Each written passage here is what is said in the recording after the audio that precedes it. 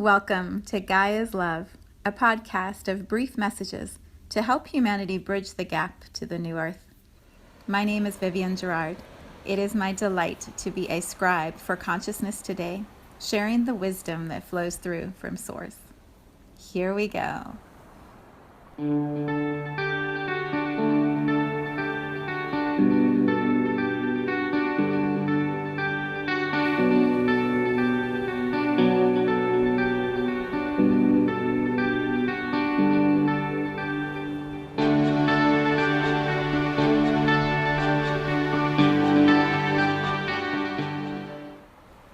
Episode 372.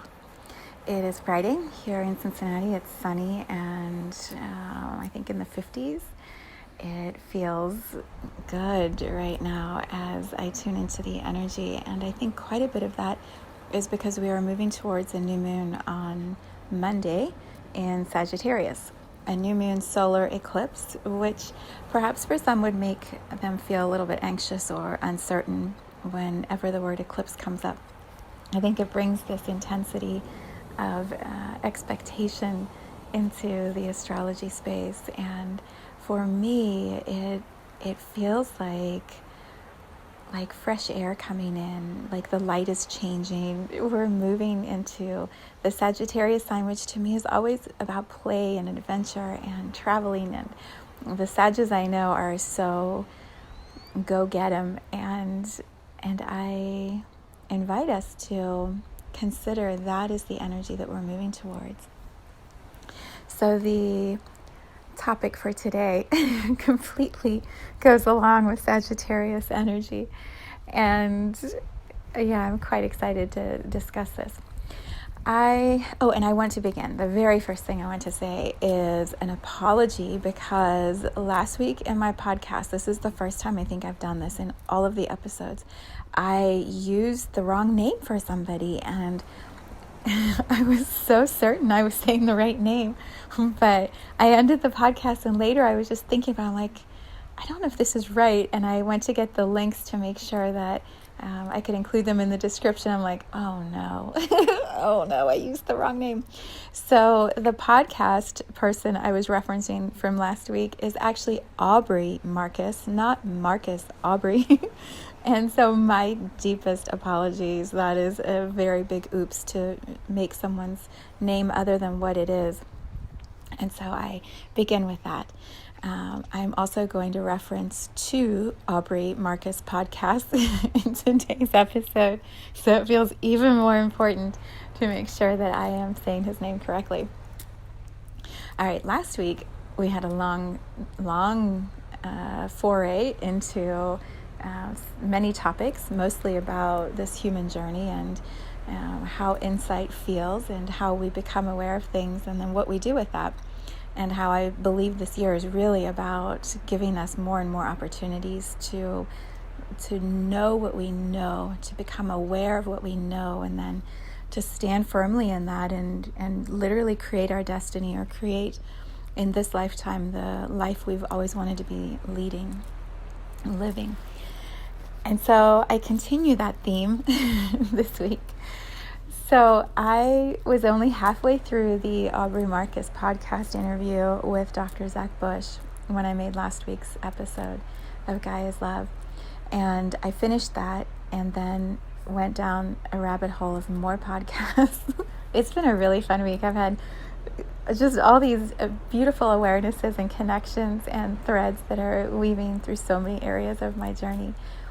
This morning, while I was at the gym, I started watching the Aubrey interview with Joe Dispenza. And I've had people recommending Joe Dispenza's information to me for ages, and it never quite resonated because it felt so science-based, which is funny because Zach Bush is all science-based and his work completely resonates. And so, I just figured, well, this is the latest interview by Aubrey Marcus. It must be good because the last three I've watched have been amazing. And so I'm going to see what happens in this one. So I'm on the treadmill watching this conversation between these two people, and the same word was used that was used in last week's podcast with Zach Bush. And it is the most unusual word for scientists, in my opinion, to be using as a solution to what's happening on our planet. So I feel like it's worthy of time to sit within this podcast space and contemplate and feel into and see what connections we can weave as we look at the word ecstasy. So I'm so excited about this topic, and it just feels so fun to discuss. It's like Mythbusters. That's how I feel. Like we're doing the expose, the behind the scenes on ecstasy. I will put the links to both those podcasts in the description, and I just encourage you, find some time, do it at the gym, listen while you're driving, whenever, while you're doing errands, while you're cooking, listen to these 2 podcasts, and don't give up if what you're hearing at the beginning isn't quite resonating. Yes, these are science guys who like evidence, and they, the 2 people being interviewed by Aubrey Marcus, they like data, they like research, and it gives them, as I heard Joe Dispenza say on today's interview, he said, it gives me the backbone. It gives people the backbone to say, okay, with this data behind me, with this science, evidence, information behind me, now I can try experiment with something new. Now I can believe in something that I never believed in before because the evidence is there to prove it. And so they spend quite a bit of time using scientific words and results of research. And I think for myself often, who are more in the narratives and the storytelling and the softer side of things, not so much I need the hard evidence and the data. Sometimes when people of that knowledge start sharing, I'm like, oh, I don't want the science. I already believe. I don't need the science to believe. And so I have to listen to all this science in order to get to the belief. What if I already believe? What if I don't need all the science? And yet for many, the science is the bridge. The science is the bridge. So as you listen to the 2 interviews, and I'm only halfway through the Joe Dispenza one, there's a way that these 2 masters and Aubrey Marcus are weaving science and spirituality in the most intricate, beautiful presentation. And so stick with it. Stick with the whole 2-hour podcast.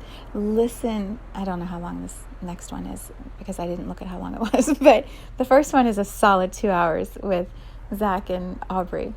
We're on a first name basis now in my podcast. Zach and Aubrey. Oh God, I can't do that. Dr. Zach and Aubrey. It's a solid 2 hours, and it's so magical. The flow they have through science and this universal cosmic way of seeing science. And so please sit through the whole thing, listen to the whole thing, and then find which pieces, which threads resonate with you and bring them into your own experience. And so that's what I'm offering here, is what I've been gathering from those interviews and the data and information that just keeps coming my way as I go down my rabbit holes of information. I'm bringing my threads together in a unique way that I experience and understand what I'm learning, and then offering it to you as another thread for you to look at what you want to weave. And so if we can hold this podcast journey that we're taking together as unique for each one of us, it just because I listen to all these different individuals doesn't mean I believe and match every single thing that they believe and match. And just because you listen to me and other podcasts doesn't mean you believe everything I offer. And we're all just taking the threads that resonate and then creating our own belief system, our own knowing, our own pathway of how we want to experience this human journey. So what amazed me, it was so powerful. It was awesome. I'm listening to Dr. Zach with all this amazing data, all this beautiful research, this leading edge work that he and his company and teams of people are doing, and Aubrey, and they're having this chat. And then I believe this is how it happened. Aubrey Marcus says directly to Zach Bush, so for those people who don't know the path or the way and can't get to your clinic, what would you tell them? How would you guide them into coming to a place of more health and more alignment in the ways you're describing it? Something like that. And out of Dr. Zach's mouth pops the word ecstasy. And I think he surprised himself. And he said that. He's like, I what? This is the answer? And he said, but it's true. You could summarize all of the work that is happening in all of the places I'm studying it down to the word ecstasy.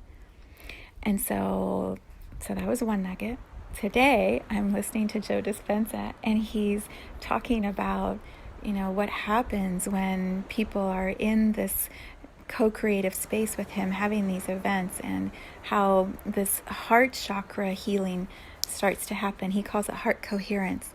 And all of within your own heart as an individual, you're coming into this incredible, balanced, beautiful, expansive state of love within yourself. And as that's happening within the collective group that's gathered, all of them are coming into one heart coherence within that group. And he said there's this movement towards ecstasy, feeling the overwhelming sensation of joy and love. And he said when people tap into that, they want more. And then they want to know, what's the formula? How do you get that? What's the pathway to that? And he said, so in my work, I teach people the formula. And he's teaching the formula in the way that he has identified with science and spirituality how it works. Same thing for what Zach Bush is doing. He's teaching it in the way that he's found that it works. And it's the same for all of us in these roles that we play as guides or facilitators or messengers. We have found pathways that we follow in our own journey inward towards this, as they both describe, like unity with the divine, this connection, this oneness with the divine. And in that space of unity, anything is possible because you feel whole, you feel connected.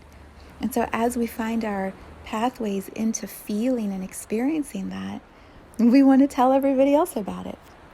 And so we create all of these offerings and programs and facilitations and events and podcasts and everything we do this is not for all people, but for those who really have found this pathway inward, what we offer back is example after example, process after process, formula after formula, to show others how they can find the pathway inward for themselves. Knowing, this is the whole premise of the Gene Keys book, knowing that it doesn't matter how much we offer, how much we show you, what kind of words we bring forward, what kinds of facilitation are available.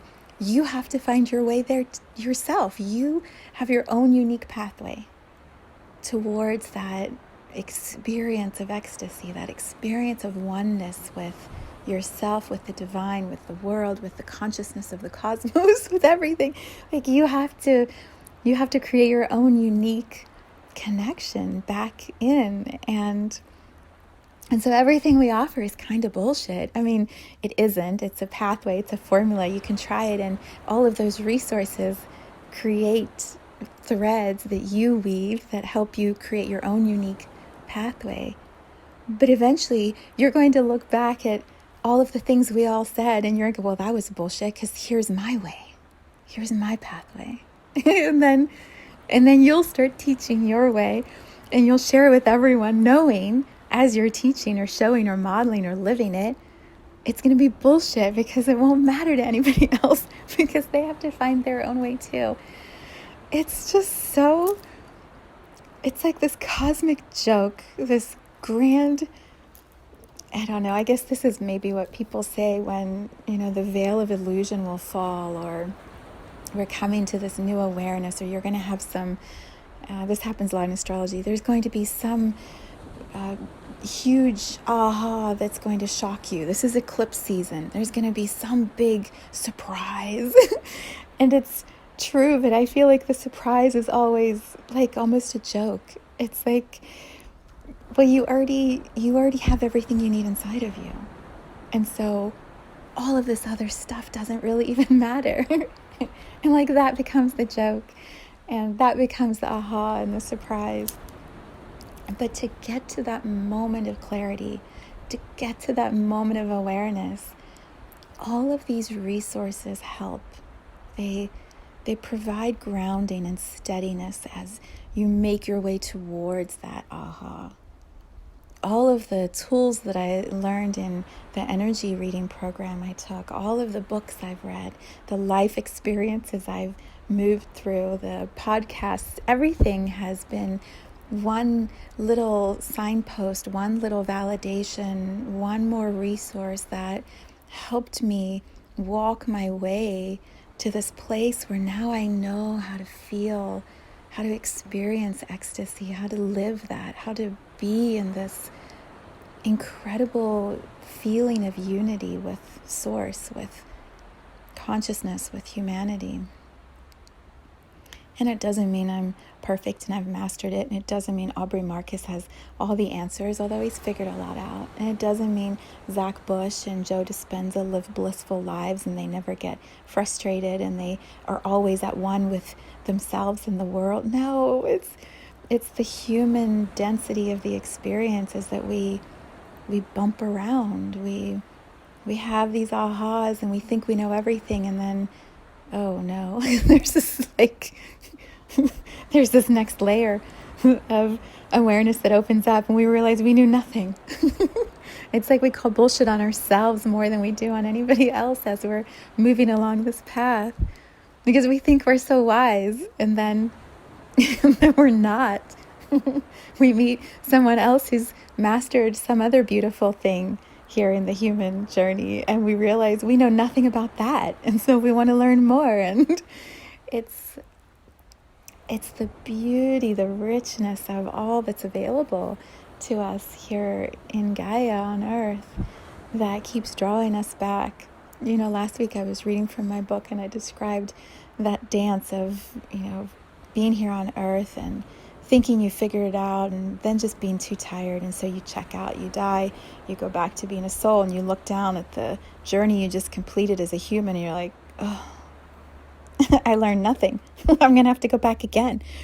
So you come back down into another human body and you live a long life or a short life, and you have all these learnings and lessons and ahas and frustrations and failures, and eventually you decide you're tired and you die and you go back to being a soul, and you're like, did I master nothing? Did I learn nothing? And you come back again. It's just this incredible, extraordinary loop of soul and physical and density.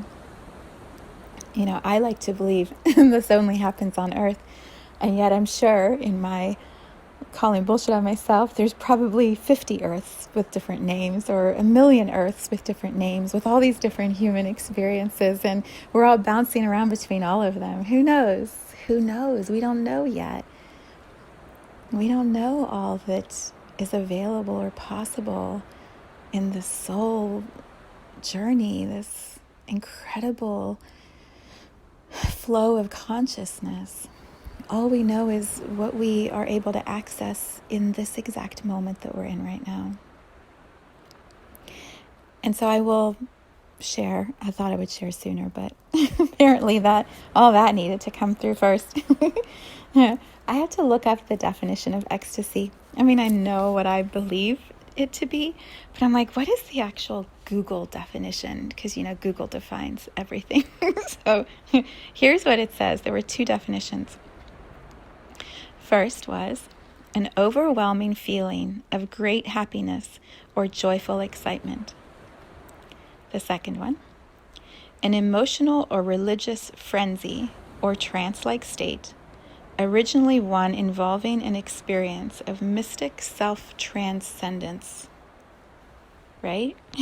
Like, what'd they say?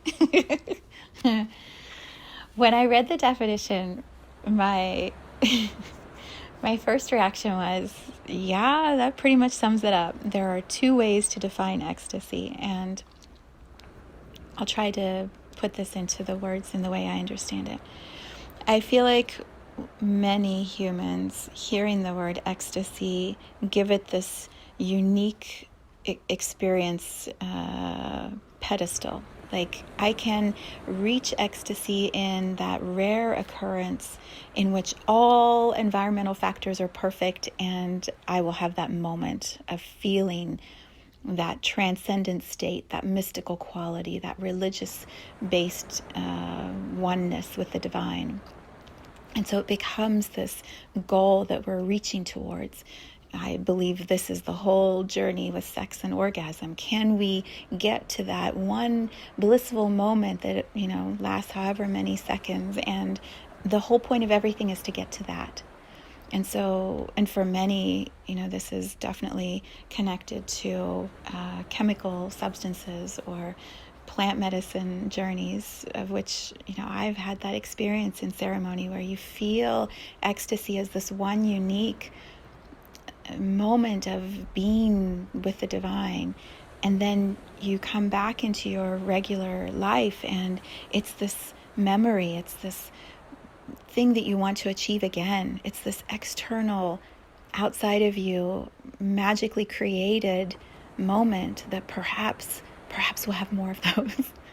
Perhaps there will be more orgasms. Perhaps there will be more of those perfect parties where everyone was there and it was just this incredible ecstatic dance or ecstatic whatever. And so we almost separate ourselves from the experience of ecstasy. And then there's the first definition, which is what I'm offering in this podcast space as a way to live.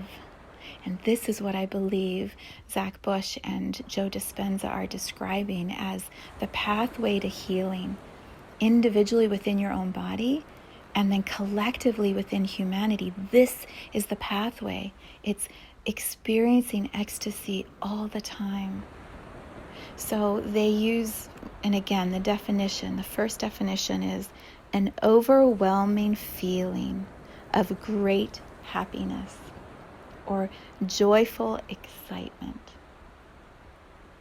How many children do we watch that live in this way? Just blissed out, playing, splashing outside in the pool or in the puddles or in the sprinklers or in the ocean, running arms wide, just in this beautiful, living, experiencing ecstasy, the soul and the human body at one, at peace, playing with the environment around, with this physical home of Gaia, Earth, and all the beauty that she brings. We observe that and we leave that behind as we grow up. We separate ourselves from that feeling of joy, of overwhelming joy and excitement. And that's when I believe we start reaching for these blissful, brief moments of ecstasy, and we start to believe, and these are very general statements, so if this is not a match for you, stop listening or have your own journey side by side as I share all of this. Many of us believe ecstasy is now this gift we give ourselves rarely as a reward or in between our daily running around and working whatever jobs we're working and taking care of everyone we're taking care of. And so we give ourselves little brief moments of ecstasy. And if we disconnect from how to feel that in our body, we start to become addicted to substances, or we give ourselves these brief experiences of ceremony or parties or dances where we can touch back into that. And I believe there is extremely beautiful value in those moments when the intention is, I want to learn. I want to, like Joe Dispenza says, I want to find the formula, the pathway that will show me how to embody ecstasy, how to live that more, how to feel that overwhelming joy more often. in the interview with Joe Dispenza, he's talking about his retreats and how when they get to that incredible feeling of this oneness, of all of this energy and love in the collective group that's gathered, 1,000 people, and they're all just heart coherence individually, heart coherence as a group. He says they bring in people who are ill and they help heal them. Because in that vibrational state of ecstasy, the cells of the body are not believing in fear and illness. So it doesn't resonate. And you match that with lots and lots and lots of people all in that place of ecstasy, truly in their body feeling it without substances. And then all of a sudden, everyone, even the ill people, are coming into that frequency where they see themselves as something more than what they actually are in that moment. They see the potential, they see the future, they see wellness, and they are able to move towards it.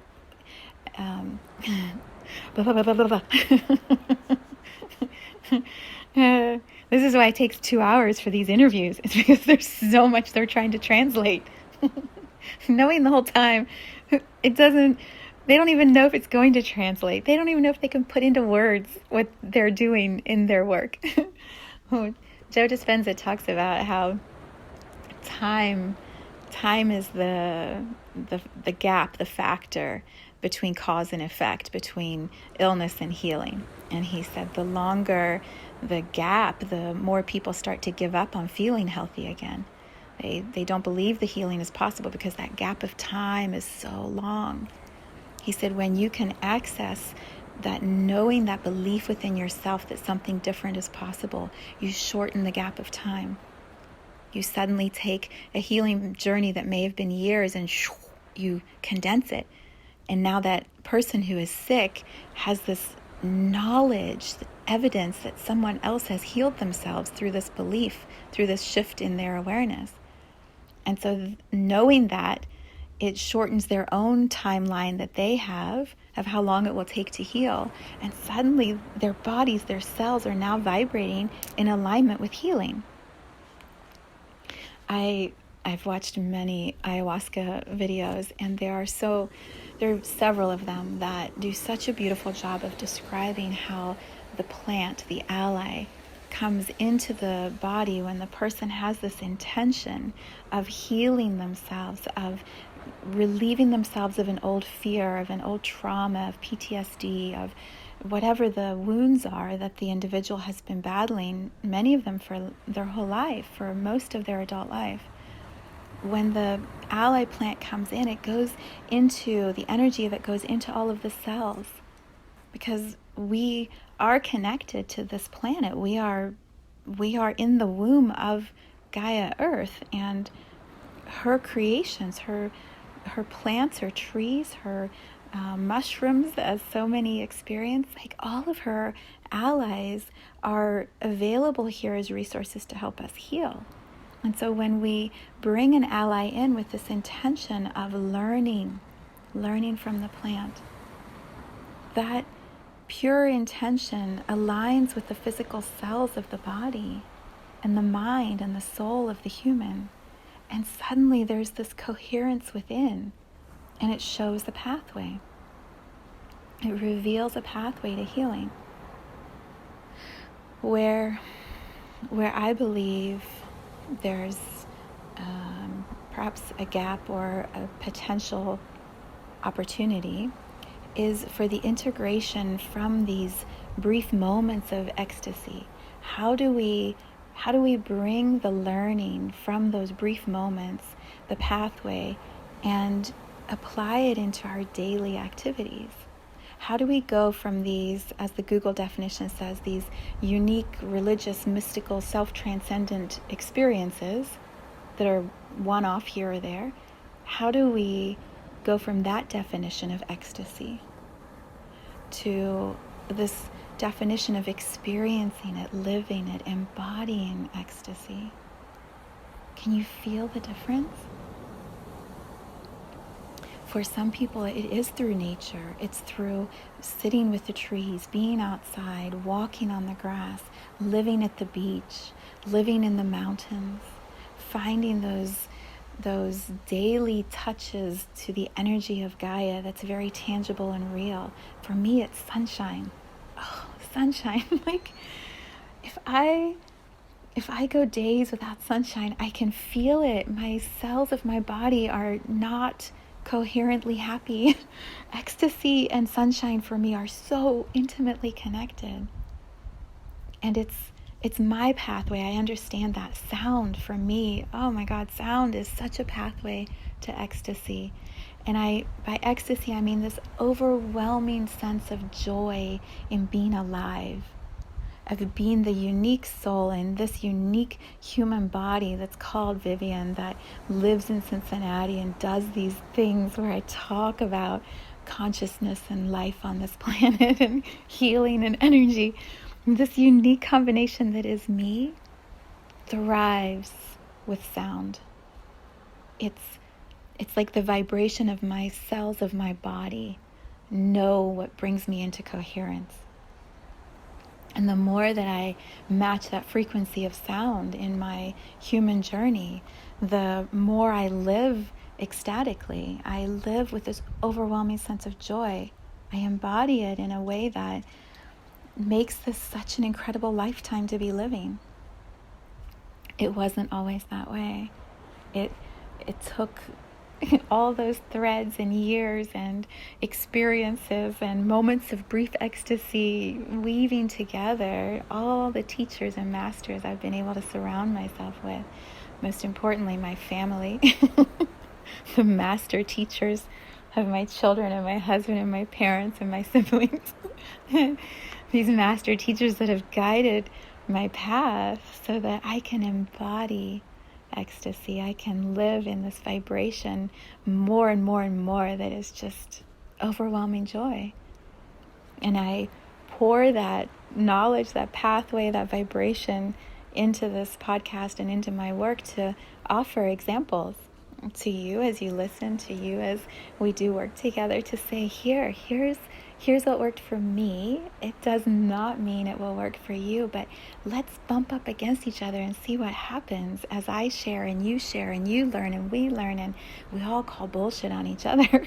and you'll find your flow. You'll figure it out. And when you do, all you're going to want to do is talk about it with everybody else, because this is what I think Joe Dispenza, or one of them, Aubrey maybe, was saying this. They're like, when you figure it out, it was Joe Dispenza. He says, all you want to do is tell everybody else, because you want everyone else to be as happy as you are. You want everyone else to feel as joyous as you are. And so you don't want it to be a unique one-time experience that you do off by yourself. You want to live it, embody it, share it, knowing someone will get a nugget that they will then use in their journey, in their way of learning, and then that nugget is going to guide them, and then they're in their flow of joy. One of the beautiful things that Joe Dispenza was saying, I'm so excited to watch the rest of the podcast because who knows what else he's going to say, but just to where I got was pretty cool. He said when people come to his seminars and workshops, he said they often come with this agenda. I think Aubrey Marcus actually brought that up first. He said, I came with an agenda. I wanted this one manifestation. And Joe Dispenza said, well, when we find this state of transcendence, this feeling of oneness, this connection to the divine, and we figure out our pathway, what we want more than that car or that better health or that fancy, awesome relationship, what we want most is to tell everybody else so that they can figure it out too. He said, so suddenly we turn into this person who wants to serve. We want to share. We want to tell everyone in the world. I remember when I shifted to the fifth dimension of consciousness, which I talked about consciousness last week and the dimensions of it. When I had my shift to fifth dimension, it was in the summer a few years ago. I was so excited. I was like literally bouncing off the walls because my heart was so happy. It was just this state of joy, this overwhelming joy. And I sat outside by my pool with this little red t-shirt on and sunshine like making me sweat because it was so hot. But I was so happy. I just wanted to get this thought across. And I make this video and I'm just like, fifth dimension it's all about joy and love and consciousness and bliss. And I want everyone to know how happy I am because you should be this happy. That's what happens. That's what it feels like. You can't contain ecstasy when you start to embody it. And people have all different names for this. It's an awakening. I believe many call it a Kundalini Awakening, that zip of energy up your spine that suddenly like blows your life apart. It's embodying this overwhelming sense of joy and excitement in a way that it's in you.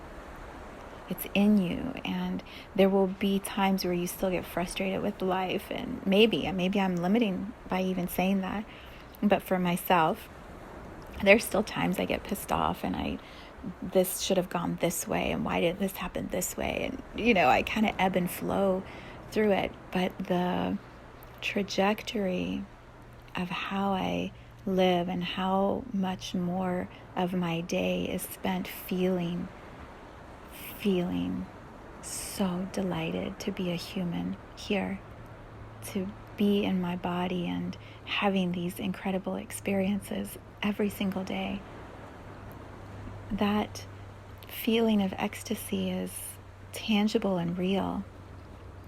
And so, there will still be times, like tonight we're having a celebration for my friend who just graduated from college. I'm so damn proud of her. We're going to drink tonight. We're going to eat in excess. I'm going to bake an apple pie and pour ice cream all over it.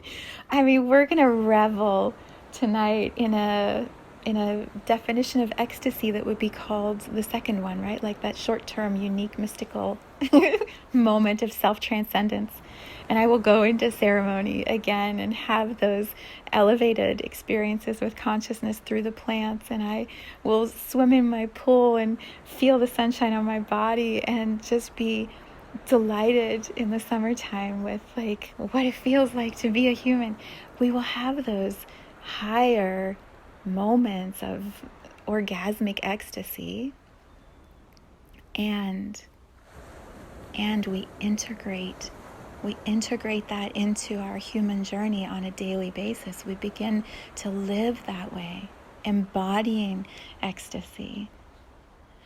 And I feel like tying the last couple weeks podcast into this one, what is COVID teaching us? Perhaps one of the lessons among the many, many, many lessons is to expand the continuum of pain and suffering from ecstasy so that there's this what do you call it, where you pull back on an elastic band and then it shoots us, propels us forward. It's like we've been pulled so far backwards into the isolation and the suffering and the pain that when the pressure is released from that experience of collective COVID fear, it's gonna like propel us forward into this new level at the other end of the continuum, which would be ecstasy, of embodying even more this oneness with the divine, this oneness with all of humanity, more importantly, this oneness with Gaia, with Earth. Isn't that an incredible possibility for us? And maybe that's what this whole incredible wrap-up astrologically of 2020 is squeezing. Maybe that's the elastic band pulled back. It's like putting all this pressure on us to feel the last of the fear, to squeeze the last of the fear out of us, and then to integrate all that we've learned into ourselves, so that when we move into 2021, when we cross the threshold of time, we can be in this new vibration, which is embodying ecstasy. I have 2 meditation events at the end of this year. I can't remember if I've mentioned them, but the one is a meditation call on December 30th, and it's called Integrating 2020. And then the one on January 2nd on Saturday is Into 2021 Flow. Doing the introspective analysis with my guidance on one side of 2020 as we end it, and then on the other side of time as we move into 2021. There's all these tools and resources that I've learned that I can show that may or may not work for you. I believe they usually give you many nuggets. And then you develop your own knowing. You develop your own pathway, your own formula of how you embody ecstasy more and more. Okay, so I've got just a couple minutes, and then I've got to get ready for my gym. But there's this movie, and I can't remember if I've talked about it in this space before. I feel like I have, but I'm just going to share it again. And it's a spoiler I'm going to give the ending away. So I'll tell you the name. So the name of the movie is About Time, and it's this beautiful red-headed Irishman that is the main character, the main actor, and this beautiful brunette. So that's the name of the movie. It absolutely gives you an example of everything I've described in this podcast. So if you haven't yet watched About Time, I would suggest finding it. I think it's on Netflix or one of those, Hulu or something. Find it and then watch it this weekend, and then come back and you can listen to the last few minutes of the podcast. And that way I won't ruin the ending for you, because it's such a magical ending. If you have watched it, then keep listening to the podcast. So for those who are not going to listen because you are going to watch it, I love you. Have a beautiful weekend. For those who are going to listen, what's so cool about this movie is it describes time in a non-linear way.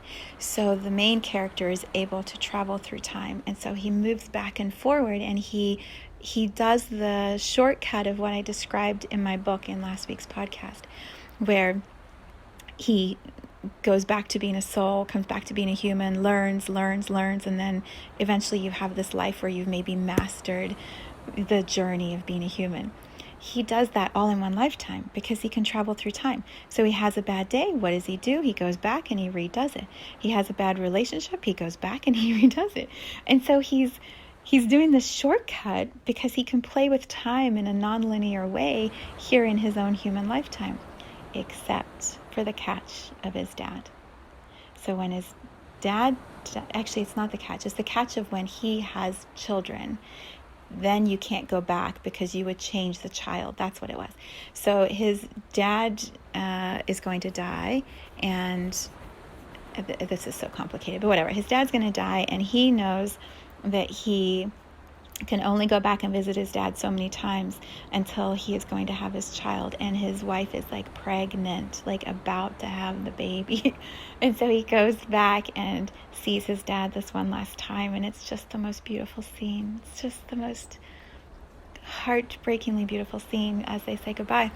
And then he comes back, and the last part of the movie is the best part because he teaches what he's learned.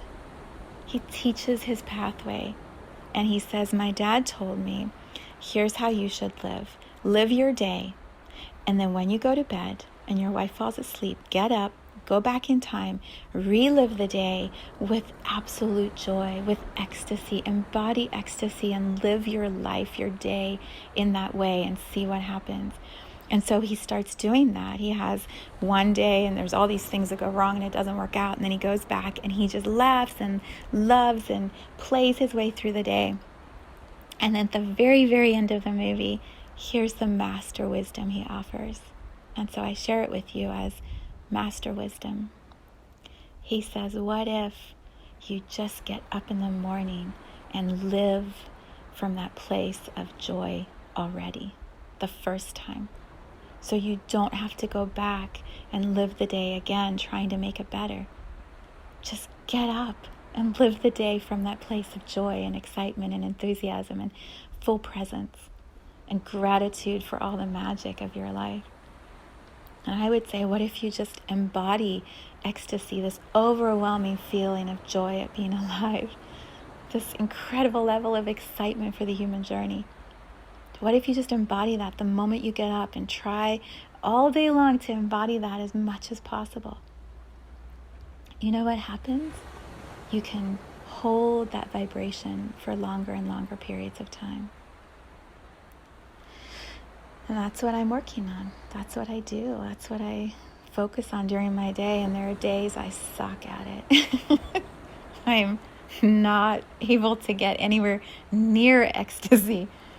And then there are more and more days where I'm in that feeling of overwhelming joy for longer and longer periods of time. And my intention moving into 2021 is just more of that feeling such incredible gratitude for being alive and having this life that I live that is so rich with magic and joy, and embodying it for more and more of my days.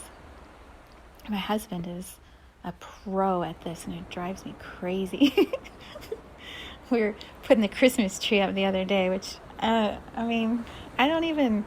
doesn't have this emotional significance it used to for me, and because I believe in source of oneness, and so why are we putting this tree up? It has all these beautiful ornaments with all these memories and the lights and just the symbolism. And my husband's like, you are no fun. You are just not making this pleasurable. I'm like, but I don't want to, and I'm tired. It was right at the end of COVID, and kids weren't here, and blah, blah, blah, blah. And he was like, don't ruin my fun just because you're not having fun. He lives from such a high level of ecstatic joy for the human experience. And it encourages me to keep being better, being more of that. So, yeah, there you go. I mean, my whole body is just vibrating with such sunlight and fun in this moment. Such pleasure for being able to share all of this with you, and also knowing I've still got some more of these podcasts to watch, and who knows what other magic is going to come through. And my daughter's home from college, and my son is here, and life is so sweet. Life is so sweet.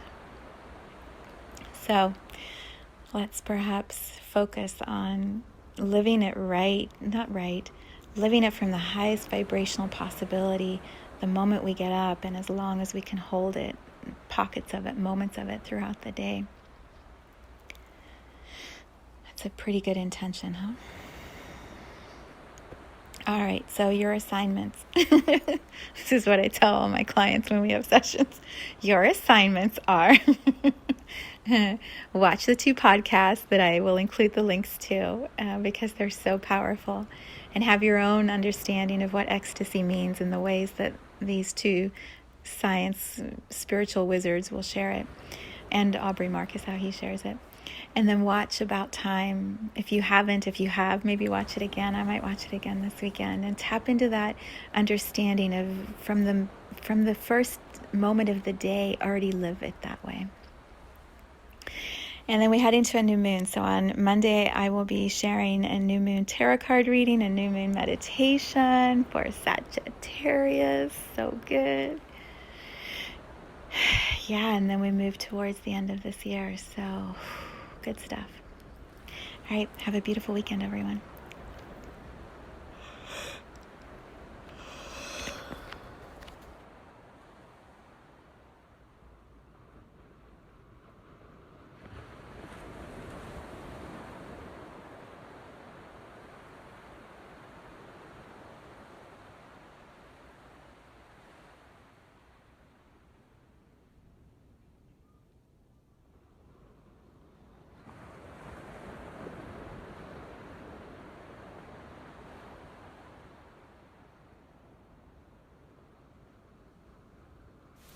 Thank you for tuning in to this vibration of pure love. I invite you to join me on Sunday mornings for an hour of meditation, visualization, and energy healing, where we realign our mind, body, spirit with Gaia and Source. You can learn more at mysouljourney.com. Let's take this message of Gaia's love out into all of our relationships and communities today. So much love from my heart to yours.